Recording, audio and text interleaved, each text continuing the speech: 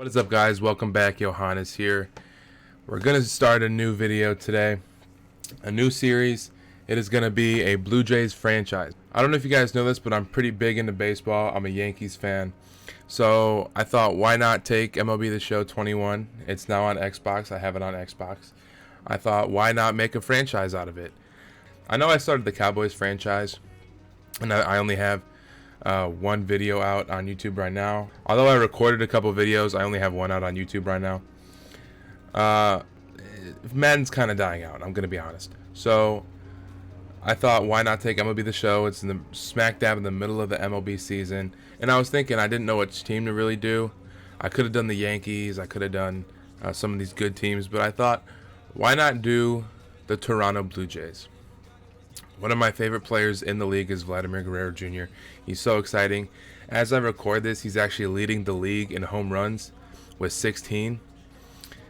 So exciting. They have Bo Bichette. They have Kevin Biggio. I'm trying to even think. They just signed George Springer in the offseason. They have an exciting team. Young and up-and-coming team. Exciting to use. Exciting to play with. So I thought making a franchise around their team would be pretty fun. I think as far as the settings go, I think we're going to keep everything basically the same. So I'm not going to really touch on any of these things. We do want to, however, switch these manager tasks to manual, just because I like to hire people. I like to do free agency trades and whatnot. Scouting can do auto. I never really got into scouting much. As you can see, I started in spring training. I just like to start in spring training because it gives me a little extra time to do some roster moves and kind of look at the team and see what we got. So as you can see, we got a few A potential people. Starting pitching, we got Hyunjin Ryu, the ace of the squad. We got Julian Merriweather. I mean, you got D potential, but I don't really think you were a 77 overall. Okay. We got Robbie Ray, who I think should be higher than a C potential. I really like Robbie Ray's stuff. He's got good strikeout stuff. Tanner Roark's kind of okay. Alec Manoa. So also, as I record this, Alec Manoa just got called up to face the Yankees. It's May 26th, and he's making his major league debut today. So that's pretty interesting. I really like Alec Manoa. He tore up spring training this year. Was having a really nice job in the minors. So I'm excited to kind of see what he can do against the Yankees today. Steven Matz. He's okay. Nothing special with Steven Matz. Trent Thornton, just kind of the same thing. Decent. So we're going to have to look to upgrade the pitching right away. Simeon Woods Richardson. And here he's only 19, so he's still a couple years away. Nate Pearson kind of fell off. He could still be an option, though. He's only 24 still. Their bullpen has been a lot better in real life than it has been in the game, because their highest reliever is Ross Stripling at a 73. It's been a lot better. Jordan Romano's pitched well in real life. David Phelps has pitched okay. Ryan Barucki has pitched okay. Tyler Chatwood has been pretty solid in the pen for them. Kirby Yates is actually injured right now. I think it was either Tommy John or another arm injury, I believe. But he's actually injured right now, but this is a game, so he's not, so I will take him. As far as catchers go, Danny Jensen and Reese McGuire are the two top-rated ones. Also have Alejandro Kirk, who I think he's in the majors right now, if I'm not mistaken. Gabriel Moreno, I think this is just a created catcher. Looks pretty solid, though. He's only 19, A potential. Rowdy Tellez, big power bat from the left side. I think what we might end up doing, because they also signed Marcus Simeon, I do remember that. So what you might end up doing is using Rowdy Tellez as our DH, moving Vlad to first, put Kevin Biggio from second to third, and then Marcus Simeon at second, and then just keep Bo Bichette at shortstop. As far as other prospects, Elvis Martinez just looks like another creative player, but he's 18. Looks okay for an 18-year-old, I would say. Miguel Geraldo, another created prospect, looks pretty good. Only 19. I don't know who this guy is. John Ramsey. He's 31, a 47 overall, and F potential. I'm releasing you on the spot. I'm sorry. Left field, we got Lourdes Gurriel, Teoscar Hernandez. Now that I think about it, Rowdy Tellez is probably going to be a bench bat for us. And I'm probably going to have Teoscar Hernandez as our primary DH. I forgot that he was kind of on here. He used to be with Houston, really. I did not know that. What was that deal for?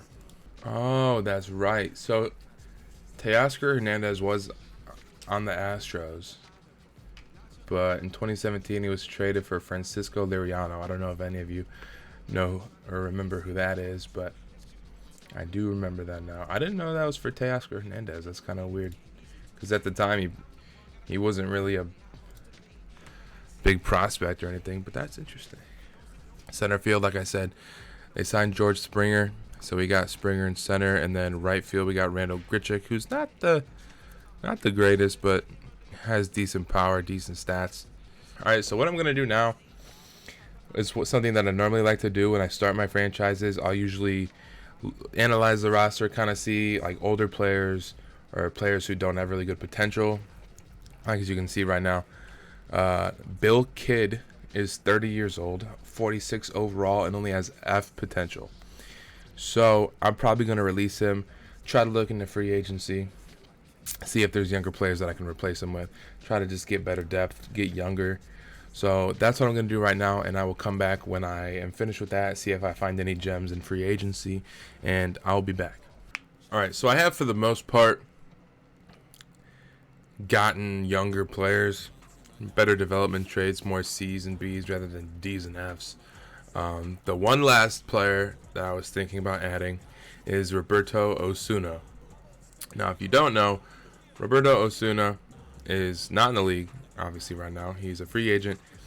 He has some injury concerns, but he also has a domestic violence charge against him, which is why it's holding him out.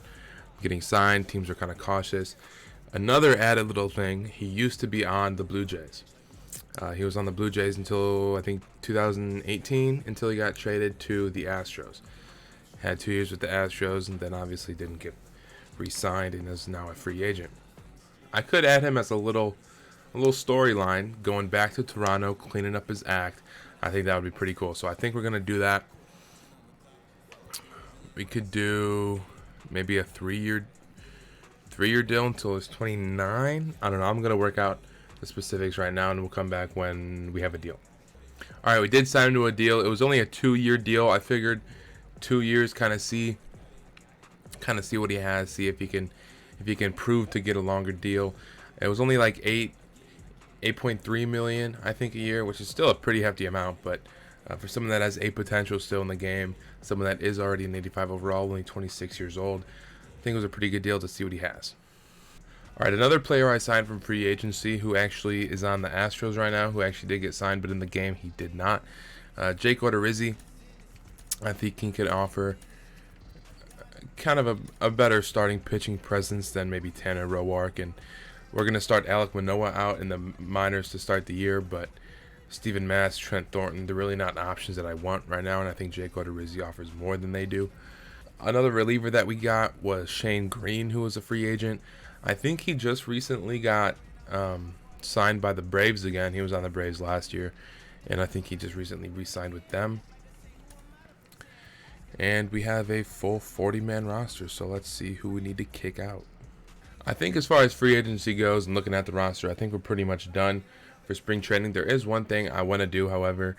I want to kind of spice it up to start the series. I want to try to make a trade for a starting pitcher, someone that can come in. I want someone that can come in and kind of compete for that like 4th or 5th starting spot with Tanner Roark, with Steven Matz. So we're going to try to make a trade. All right, so right now I'm just going through the teams, seeing what we could potentially get. I'll come back to you guys once I find either a pitcher that works or kind of a scenario that works. So I'll see you then. All right, someone who I think we're going to try to go after first is Corbin Burns. He has been tearing it up in real life. He just actually set the record for most strikeouts without a walk with like 53. And then a week later, Garrett Cole broke it, so that's kind of irrelevant now. But he was off to a fantastic start to the year. So he's only 26, B potential, 80 overall. I like his pitches, sinker, cutter, slider, changeup, curve. So I think we're going to try to somehow get a deal for him. I am up to trading Nate Pearson. Like, obviously in real life, Nate Pearson still has a ton of potential. I think he'd be a great closer with his velocity, honestly. I think he's a better closer than he is a starting pitcher, but that's yet to be seen. But as far as the game goes, I mean, he's all the way down here, 24, only 64 overall. I'd be fine with trading him. All right, so we do have a trade set up. They're interested in the deal. What's going into it? Our lowest rated pitcher right now, Patrick Murphy. He's 25, B potential, 60 overall. And then 2 center fielders. We got Joaquin Diaz. I mean, he's 22, but he only has D potential, but he is a 73 overall, so does have some potential there if he can get his actual potential rating up. And then go all the way down here, Malcolm Stewart, 24. He's only at 48 overall, but he has B potential. I think this is a good trade. Nothing really of value for us, at least right now, but just prospects. And we get Corbin Burns. I don't know what I'm going to do with Julian Merriweather. I don't really see him being a part of our long-term plans. We'll see if he can. We'll see if he can improve a little bit. I do like his pitches. He does have good velocity, good break. So we can kind of see with that. Tanner Roark is going to be, at best, like an injury fit starter.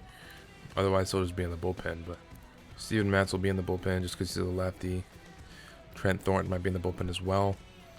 I might try to dump Tanner Roark's salary real quick, so I'm going to try to find a trade with that. Try to maybe get a prospect, low-level prospect, something in return, aside from just cutting him. Alright, it's the first one that popped up. We're just going to go with Christopher Cespedes from the Orioles and the trade suggestions. He's 21, B potential, only a 57 overall, but it's something back for Tanner Roark. I don't really see us using Tanner Roark at all, so we're just going to accept that. Get him out of town, and then see where we can go from here. Maybe want to get another bullpen piece. I'll probably try to get maybe one more bullpen piece. Someone that's decent, kind of mid-level. Either a veteran or a young guy. I don't know. We're just going to try and see. I'll come back to you guys once we find something. Alright, so we found another player who has also, like Corbin Burns, been tearing it up in real life, and that's Freddie Peralta. Although in the game, he's only a 78 overall. I still like his stuff. He's only 24. He's got B potential. He'll be a good reliever for us. I know he's a starter right now in real life, but kind of has that dual flexibility if he needs to make like a spot start or something. But I think he'll be a good player for us, you know. He only has a curveball and a slider in the game. I think he has a 2-seam in real life along with his 4-seam. But he has a good hits per 9, good K per 9 for a 24-year-old. And I think he has good potential. Another bonus is that his contract is signed till 2025. And the highest it gets is 3.9 mil. So he could potentially be around a 85 maybe overall for only 3.9 mil. So that's an added bonus right there. So we are going to go ahead and accept this trade from the Brewers. 2 trades for Corbin Burns and Freddie Peralta that I think can really help us right now. The Tanner Roark one just kind of saves us some money. So right now I'm just going to look at the roster and kind of make those changes that I said earlier. Kind of switch Vlad Jr. to first, Kevin Biggio to third, and so on and so forth. So I'm going to do that and I'll be right back. Alright, so I did simulate to the regular season, just the start of the regular season. I did go through the pitching rotation and the lineups, so I can show you those real quick. So the pitching rotation, I have Hyun-Jin Ryu as our number 1, Corbin Burns, Robbie Ray, Jake Odorizzi, and Julian Merriweather. You can see the bullpen right there. Nothing really I didn't really change too much with that. The lineups are going to be sort of similar to what they are in real life. The only thing is I don't have Marcus Simeon batting so high. George Springer is going to be our leadoff for whether we face a righty or lefty. Then Bo Bichette, Vlad, Teoscar Hernandez, Kevin Biggio, Simeon, Gurriel, Grichuk, and Reese McGuire. Kind of similar with the no DH. And then lefties, we got Springer, Bichette, Teoscar, Vlad, Gurriel, Biggio, Simeon, Grichuk, Jansen. And then it's pretty similar for the no DH as well. I think that's going to be it for today, guys. This is going to be the first episode where I cut it off. Kind of the intro video. kind of introducing what I'm going to do. I hope you guys had a good time watching, kind of introducing what I'm going to be doing with the Blue Jays. I think it should be pretty fun. Next episode, as you see on the screen, we're going to be going up against Garrett Cole, first game of the year, Yankees Blue Jays at Yankee Stadium. So that should be a great time. So look out for that video. It should be coming up soon. I'm going to record it today, edit it, and then put it out a few days later after this one goes up. So I hope you had a good time watching, guys. I appreciate you. I appreciate a like, a follow, a comment, interaction. I love interacting with anyone and everyone, so I really appreciate any support you can give me. Hopefully we can get more videos back on the Epsilon channel soon. Start making more content. Summertime's coming. Summertime's here. So I'm really excited to be making more videos and putting them out for you guys. And I appreciate all the support. Thank you once again. Hope you enjoy the video. Peace out, guys. What is up, guys? I just want to apologize real quick. I know my webcam wasn't in this video. It was just a malfunction with my Streamlabs OBS. I didn't have it capturing my webcam for the video, so I do apologize for that. My webcam will be on the other videos upcoming, so look out for that, and I appreciate you all as always. Peace out.